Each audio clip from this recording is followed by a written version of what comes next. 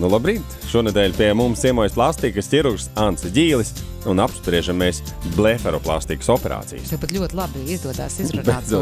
Nedēļa nebūs pagājuši, un es jau būšu iemācījies.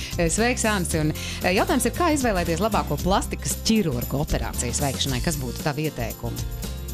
Pirmkārt, jābūt drošības sajūtai, ka šis speciālists šādas operācijas veids ikdienā un ir pārliecināts par sevi. Tas ir viens. Otrs, protams, ir personiskais kontakts, vai pacients spēja viņam uzticēties, vai ārsts saprotamā veidā izstāsta par konkrētu manipulāciju, par scenārijiem, ko darīs, ja kaut kas neies pēc plāna. Un, ja šī kombinācija ir sameklēta, tad es domāju, ka tur nav liela iemesla šaubīties. Es nevarēju nepajautāt, bet kādas ir biežākās komplikācijas šajā operācijā, vai kādi ir biežākie riski, ar ko jārēķinās?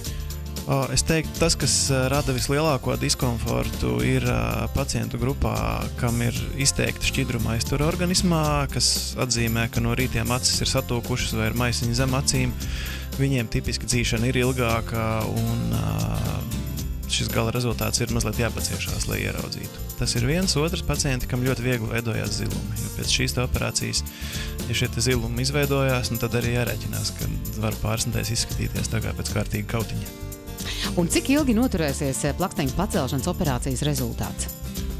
Caurmērā mēs domājam, ka tie ir 10 līdz 15 gadi. Protams, liela nozīme ir tam, kas notiek šajos 10 līdz 15 gados pēc operācijas. Kas var ietekmēt to rezultātu? Ja pacienta svars ir stabils, ja veselība ir kārtībā, ja ir kaut cik normāls atpūtas un miega režīms, ja nav daudz sarkanvīns un sāļie prošuto vakaros, tad tas rezultāts būs ilgāks.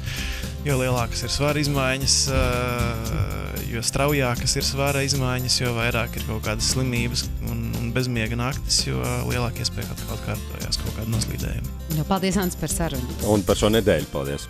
Paldies.